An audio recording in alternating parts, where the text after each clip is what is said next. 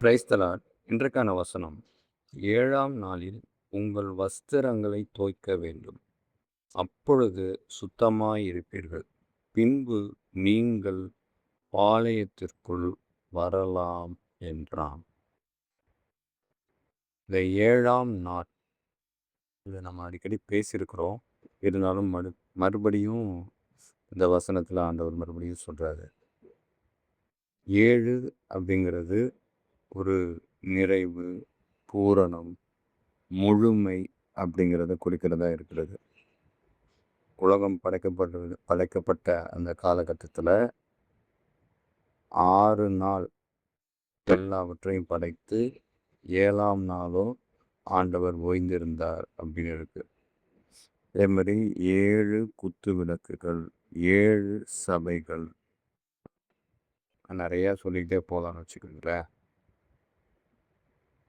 அதே மாதிரி நாகமா என்ன பண்ணா, 7 தரம் மூழ்கி தான் நம்ம அந்த சுகத்தை பெற்றுக்கொண்டான்னு நம்ம பார்க்குறோம்.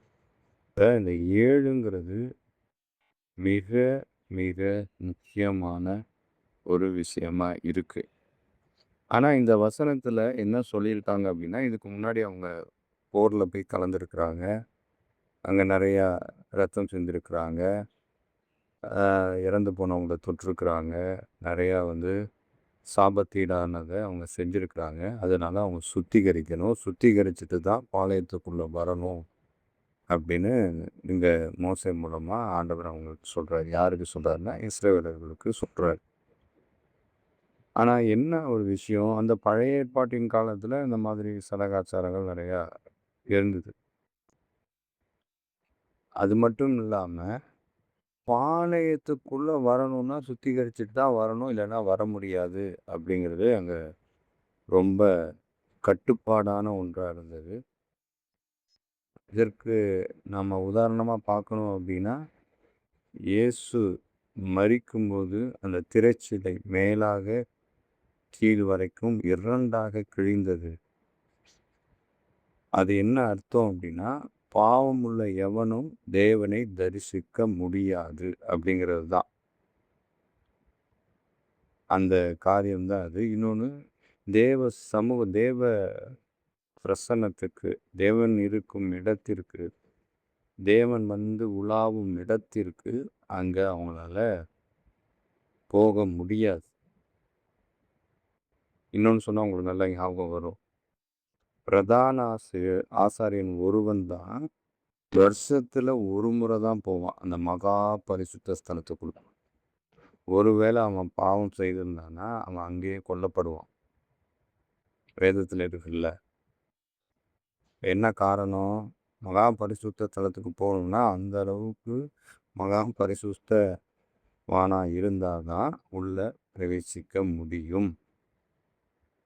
இல்லைன்னா அங்கேயே அவன் கொல்லப்படுவான், ஆண்டவர் அடித்து போடுவார்.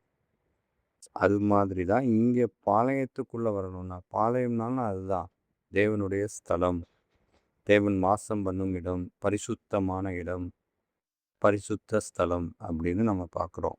அப்போ இந்த பரிசுத்த ஸ்தலத்துக்குள்ளே வரணும்னா நீங்கள் உங்களை சுத்திகரிச்சுட்டு வரணும். ஏன்னா நீங்கள் இவ்வளோ பெரிய காரியங்களை செய்திருக்கிறீங்க, சாபத்தீடானதை செய்திருக்கிறீங்க அப்படின்னு ஆண்டவர் இஸ்ரவேலர்களுக்கு சொல்கிறார். ஆனால் அதே காரியத்தை நம்மிடத்தில் ஒப்பிட்டு பாரு. நம்மளும் இப்போ அப்படி தானே இருக்கிறோம். வாரத்தில் ஒரு நாள் சர்ச்சுக்கு போகிறவங்க இருக்கிறாங்க, வாரத்தில் 2-3 நாள் சர்ச்சுக்கு போகிறவங்களும் இருக்காங்க. நம்ம மெயினாக வாரத்துக்கு ஒரு நாள் சர்ச்சுக்கு போகிறவங்களே வச்சுக்கோங்க, 7ஆம் நாள் போகிறாங்கன்னு வச்சுக்குவோம்.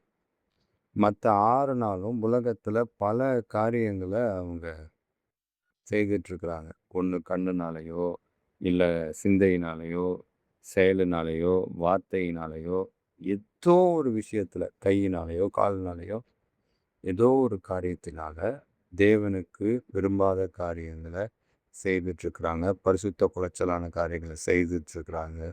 இப்படி பல விஷயங்களை செய்துட்டு இருந்துட்டு சுத்திகரிக்காம தேவஸ்தலத்துக்கு வராதிங்க அப்படின்னு ஆண்டவர் சொல்றாரு.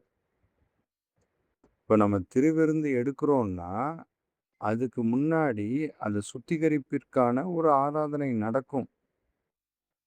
அந்த ஆராதனையில ஒவ்வொருவரும் தங்களை சுத்திகரித்து பாவத்தை அறிக்கையிட்டு மன்னிப்பு பெற்று சுத்திகரிக்கப்பட்டு அதுக்கப்புறம் திருவிருந்துல பங்கு கொள்வாங்க. அது ஒரு சில சபைகள்ல அது வழக்கம் இருக்கு. அது எதற்காக அப்டின்னா, இதற்காகத்தான். ஏன்னா நீங்க ஆண்டவருடைய அந்த உடன்படிக்கைய நீங்க பெறுறீங்க. அவர நினைவு கூறுகிறீங்க. அது பரிசுத்த ஒரு அப்பம். ஏன்னா அது இயேசு கிறிஸ்து. அந்த திராட்சை ரசம் இயேசுவின் இரத்தம். பரிசுத்த இரத்தம். அத நீங்க பெறணும். அந்த பாளையத்துக்குள்ள நீங்க வரணும்னா, நீங்க என்ன பண்ணணும்? உங்கள சுத்திகரிச்சிருக்கணும். அதான் தோய்த்திருக்கணும்னு சொல்லியிருக்குதுல்ல. இது வெளிப்புற சுத்தம் இல்ல. உள்ளான சுத்தம். இருதயத்துல சுத்தம் இருக்கணும். ஆத்துமாவுல சுத்தம் இருக்கணும். சிந்தையில சுத்தம் இருக்கணும். உள்ளான சுத்தம். அப்படி நீங்க சுத்திகரிச்சுட்டு தான் நீங்க இங்க பாளையத்துக்குள்ள வரணும். அப்படிங்கிறது தான் இங்க ஆண்டவர் நமக்கு சொல்ற விஷயம். ஆனா நம்ம இப்ப எப்படி சுத்திகரிச்சுட்டு ஆண்டவருடைய அந்த ஸ்தலத்துக்கு போயிட்டுருக்கோம். இப்ப நம்ம போறது என்ன? சர்ச்சுன்னு சொல்றோம். ஆண்டவர் வாசம் பண்ணக்கூடிய இடம். அங்க நம்ம எப்படி போயிட்டுருக்குறோம்? சுத்திகரிச்சுட்டு நம்ம போறோமா? இல்ல எந்த நிலைப்பாட்டுல நம்ம போறோம்? இல்ல வாரத்துல 1 நாள் போனா போதும் அப்படின்னு போறோமா? இல்ல வேற வழி இல்ல. என்ன பண்றது? கிறிஸ்தவர்களா இருக்கிறோம். அதனால போறோமா? இல்ல சுத்திகரித்து கொண்டு ஆண்டவரிடத்துல அர்ப்பணிக்க போறோமா? எந்த விதத்துல, எந்த நோக்கத்துல நாம போறோம்? முதல்ல போணும்னா சுத்திகரிக்கணும். அதுதான் பழைய ஏற்பாட்டின் காலத்துல ரொம்ப அதிகப்படியா இருந்தது. இல்லன்னா உள்ளே நெருங்க முடியாது. பிரதான ஆசாரியன் மட்டும் தான் அதுவும் வருஷத்துக்கு ஒரு தடவ தான் போக முடியும். எல்லாராலயும் போக முடியாது. மகா பரிசுத்த ஸ்தலத்துக்குள்ள. அதுவும் எப்படி குறிக்கப்பட்டிருக்குன்னா, அந்த ஆசாரிப்பு கூடாரத்துல பலிபீடம், பரிசுத்த ஸ்தலம், மகா பரிசுத்த ஸ்தலம்னு இருந்துச்சு. இப்போ பரிசுத்த ஸ்தலம் வரைக்கும் போலாம். ஆனா மகா பரிசுத்த ஸ்தலத்துக்கு போக முடியாது அங்க. அப்போ அவ்வளோ கட்டுப்பாடு இருந்துச்சு. ஆனா ஆண்டவராகிய இயேசு கிறிஸ்து தான் அவருடைய அந்த இரத்தத்தை சிந்தி நமக்கு அதை மீட்டு கொடுத்தார். இல்லன்னா நாமெல்லாம் ஆண்டவரிடத்துல பேச முடியுமா? ஜெபிக்க முடியுமா? அவருடைய மகா பரிசுத்த ஸ்தலத்துக்குள்ள நிக்க முடியுமா இன்னைக்கு? நிக்க முடியாது. நெருங்க முடியாது. கிட்ட நெருங்க முடியாது. ஆனால் இப்படிப்பட்ட வாய்ப்பை நமக்கு கிருபை தந்த ஆண்டவராகிய இயேசு கிறிஸ்து, அவரை நாம எப்படி போய் சந்திக்கணும்? சுத்திகரித்து தான் சந்திக்கணும். அவர் நமக்கு அட்வான்டேஜ் குடுக்குறாருன்னு சொல்லிட்டு, அத நான் மிஸ்யூஸ் பண்ணக்கூடாது. அவர் எனக்கு எல்லாவற்றையும் பெற்று தந்துட்டாரு. விலைக்கரையம் குடுத்துட்டாரு. என்னை ஈசோப்பு தண்டினால் கழுவுன்னு தாவீது சொல்றது போல. அவர் அப்படித்தானே சொல்றார் தாவீது. நீர் என்னை ஈசோப்பினால் சுத்திகரியும். அப்பொழுது நான் சுத்தமாவேன். என்னை கழுவி அருளும். அப்பொழுது நான் உறைந்த மழையிலும் வெண்மையாவேன். எப்படி சொல்றார் பாருங்க மனுஷன். அந்த மாதிரி. இந்த நிலைப்பாட்டோட தான் ஒவ்வொரு தடவையும் ஆண்டவருடைய அந்த பாளையத்துக்கு நாம வரணும். அதாவது ஆண்டவருடைய ஆலயத்துக்கு நாம வரணும். ஆண்டவரை ஆராதிக்க நாம வரணும். திருவிருந்த பெற நாம வரணும். சும்மா என்னமோ எதுக்கோ வந்திருக்கோம். சில பேருக்குலாம் எதுக்கு ஆலயத்துக்கு வரோன்னே தெரியாம வந்துட்டு இருக்கிறோம். ஆலயத்துக்கு எதுக்கு வர்றோம்? ஞாயிற்றுக்கிழமை எதுக்கு வரோம்?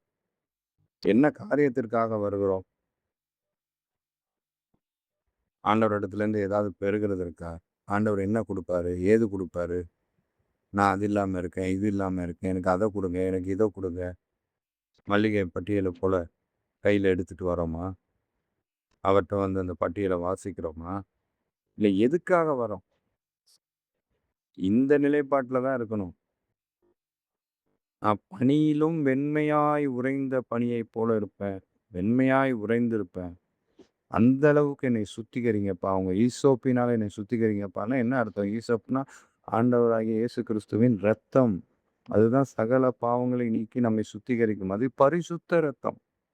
ஆனா அது மிகுந்த கிருபையினால, தேவ கிருபையினால இன்னைக்கு அது நமக்கு அந்த விருந்திலே பங்கு பெறும்போது, நினைவு கூறும்போது அது நமக்கு கிடைக்குது. அத நாம எப்படி பெற்றுக்கொள்கிறோம்? அதேபோல ஆலயத்துக்கு வருகிறதற்கு நாம எவ்வளவு நம்மை சுத்திகரித்துக் கொண்டு வரணும்? இதுதான் இன்னைக்கு ஆண்டவர் சொல்றார்.